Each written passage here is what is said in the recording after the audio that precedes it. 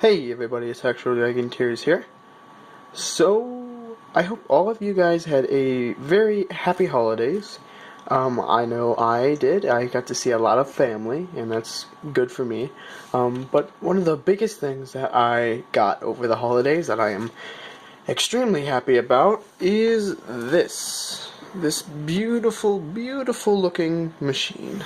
Of course, it's a PC, obviously, and I just thought I'd talk about it because this thing is going to allow me to do so much more stuff with my channel. I'll be able to render longer, better videos. I'll be able to play more games on the PC with really high FPSs, and that's really good. And I can hopefully be able to play with more of you guys now that I now have essentially two platforms. I have the Xbox and then I have the PC, and I can play on both with you guys. So anyway, let's get into talking about the specs of the PC. Inside, if you can see through the little window, I have a Gigabyte GTX 1070. It's a very, very, very good card. Maybe not quite 4K max graphics, but I'm not playing at 4K, so it works absolutely great for me. For my processor, I have a i5-6600. It does me well. I didn't go with the K model because I don't plan on overclocking, but I also didn't go with an i7, which I've already had a couple people say I should have, but that was like $100 or some odd dollars more, and sure, I could have saved up a bit more for it, but I just really wanted a PC. Plus, I heard a couple of people saying i5 was good enough, so I got the best one that I could get that wasn't the K, which is really only for overclocking. It has 16 gigabytes of RAM, which is good for editing videos. It has a 500 watt standard power supply and a 2 terabyte hard drive.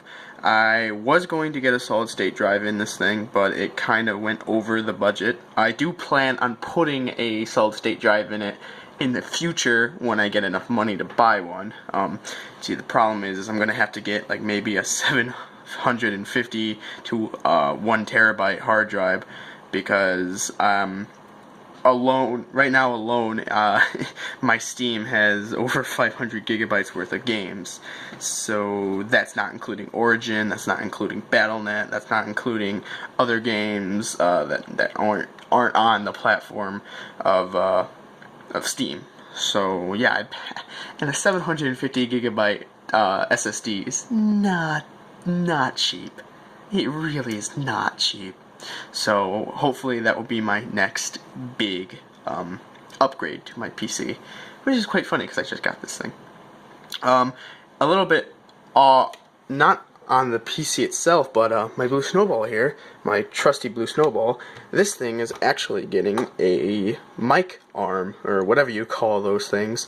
It's going to hang from up there. It's going to just swivel down, and I'll be able to speak into it freely. This is very good because right now, currently, this is my setup. You can see the wire kind of gets in the way, and it just, overall, it kind of is just in the way. But when it's just kind of hanging upside down right here, it'll be out of the way, and I'll be able to easily swivel it away from me when I'm not using it. And on top of that, it's getting a pop filter, so the sound quality should be better.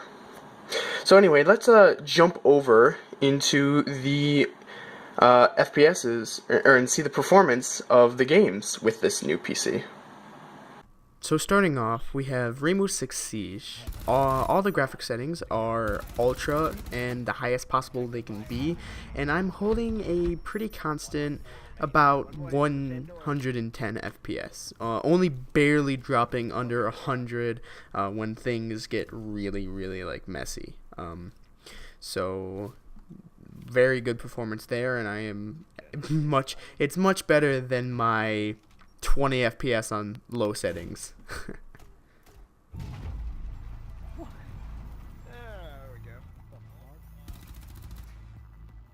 Now moving over to Overwatch, I am playing at the epic resolution settings, and that's 150 resolution scale, max texture quality, all that, and I am holding a very strong 70 FPS, and it almost never varies from that. It might go up 1 frame, it might go down 1 or 2 frames, but it holds pretty much constant at 70 FPS.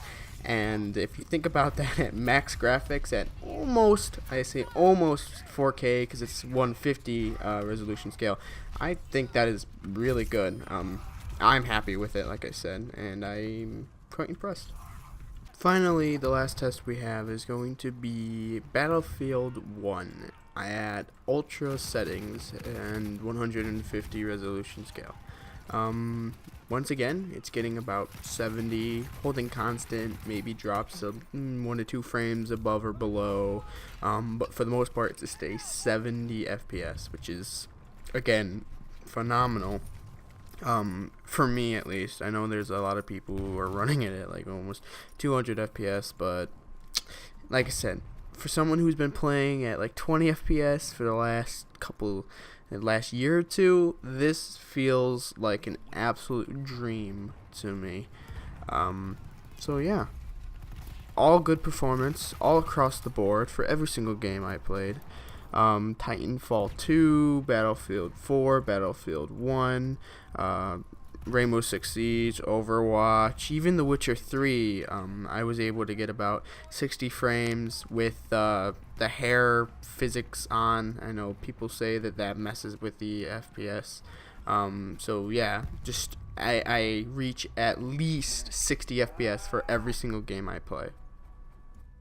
So yeah, that is just a small update for me to you guys. I wanted to let you guys know just what's going on. Wish you guys a good holidays, and yeah, I cannot wait to start using this PC on bettering the channel just with higher quality videos and the editing software, higher quality videos in general, because I'll hopefully be able to get some PC gameplay, and just yeah, I mean, I'm really excited, and I can't wait to just jump into it and get ready to do it. If you enjoyed the video in any way, shape, or form, go ahead and leave a like, maybe subscribe. It helps a lot, especially in the hard times now. Things aren't doing so well on YouTube's end, and it's not doing so well on my end either. But anyway, if you didn't like the video, go ahead and dislike it, and leave a comment on your thoughts on my PC. Is it not the best? Could it be better? Leave some advice. I'd love to hear it. Anyway, thanks for watching, guys, and I'll see you all in the next video. Bye.